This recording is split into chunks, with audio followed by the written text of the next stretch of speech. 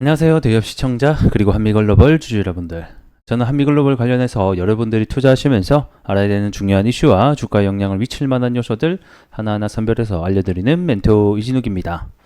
자, 오늘 여러분들과 함께 나눠볼 주제는 최근에 주가가 계속을 하락하고 있는 가운데 왜 하락이 나오는 걸까? 그리고 또 최근에 나온 28%의 급등 사유는 무엇일까? 이런 부분들 하나하나 좀 이유 알아가면서 전체적으로 포인트들도 하나씩 잡아보도록 하겠습니다. 자, 그러면 바로 길게 끌지 않고 가보도록 할게요. 자, 차트 함께 보면서 얘기 나눠보도록 하겠습니다.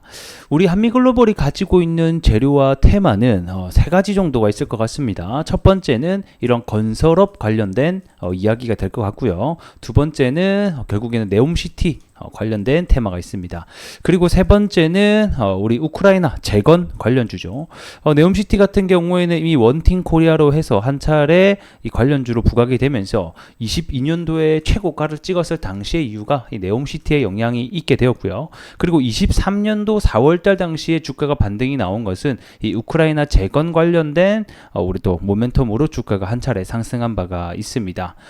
그래서 지금 현재 주가가 하락을 쭉 하고 있는데 이런 하락의 원인은 제가 앞전에 말씀드린 적이 또 있습니다. 요것은 우리 한미글로벌에 악재가 있어서 주가가 하락을 한다기보다는 자, 과거에 한미글로벌에 원래 이 시장에서 평가받던 가치가 여기 구간대예요. 즉 만원대 구간인데 이러한 모멘텀 우리 네옴시티의 테마를 타게 되면서 만원에 대한 주가가 5배까지 5만원에 가까이 주가가 상승하게 되었고, 그리고 나서 네옴시티에 대한 재료가 잠잠해지고 꺼지게 되면서 그 원래의 자리로 찾아가는 중이다라고 또 한 차례 말씀드린 적이 있습니다. 자, 그리고 이제 여기에 원래 있었던 가격대의 상단 매물대 구간에서 지지가 일어날 확률이 있다라고 한 차례 또 말씀드렸었는데, 현재는 해당 가격대 밴드 구간에서 한 차례 또 지지가 일어나고 있네요.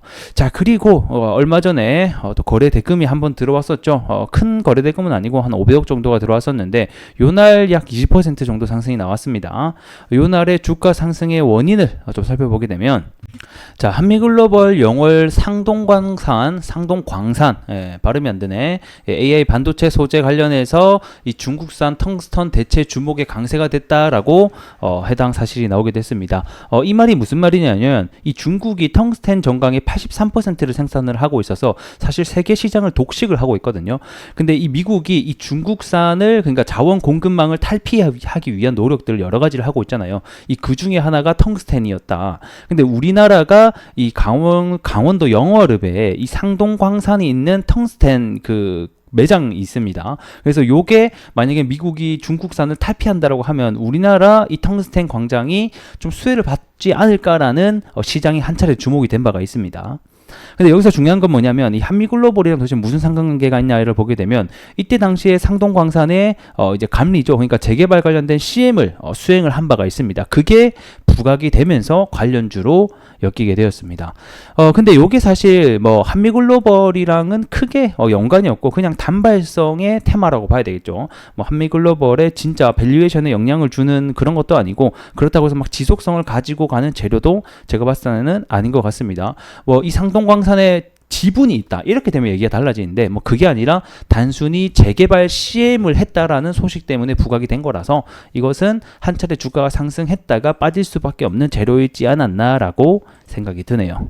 자, 그래서 다시 차트로 돌아와서 이런 5월 28일이죠. 요나 20% 상승이 나온 것은 해당 이슈로 올라가긴 했으나 사실상 큰 의미가 없는 상승이었다라고 보여지고 있습니다. 자, 그럼 도대체 한미글로벌 언제쯤 주가가 돌아설 수 있을까? 그거는 뭐 아무도 모르는 것이만 제가 또 한 차례 말씀드린 바가 있죠. 제가 봤을 땐 첫 번째 일단 네옴시티 관련해서는 지금 당장 좀 힘들 것 같습니다. 왜냐하면 현재 네옴시티 관련해서는 돈이 없다라고 하면서 여러 가지 투자처를 찾고 있는 상황이고, 요게 다시 재이슈를 받는다? 요건 좀 쉽지 않아 보입니다. 그러면 두 번째 재건이 있을 것 같은데, 이 재건 같은 경우에는 현재 6월 15일 날짜로 평화회의 또 관련해서 이슈가 있었죠. 뭐 어쨌든 간에 뭐 아직까지는 재건 관련해서 전쟁이 지속 중에 있지만 올해 미국 대선이 11월에 있다. 그렇기 때문에 이 11월에 맞는 기점으로 해서 다양한 변화가 좀 일어날 것으로 예상이 되고 있습니다. 트럼프 같은 경우에는 내가 당선이 되면 이 우크라이나 전쟁을 단 하루 만에 끝내겠다라고 발언을 또 한 적이 있고요. 올해만 들어서도 이 휴전과 종전에 대한 얘기가 벌써 3차례, 4차례 이상 언급이 되고 있기 때문에 이번 해에 대한 기점이 좀 기대가 되는 부분들이 있습니다. 하지만 아직까지는 정확하게 나온 바가 없다. 마지막 세 번째는 결국에는 건설 시황일 것 같습니다. 다들 아시다시피 건설 시황이 고금리로 인해서 계속된 하락이 지속되고 있었죠. 근데 최근에 이 아파트 거래량도 조금씩 반등을 하고 있는 추세에 있고 이 아파트 가격 역시 올라오고 있습니다.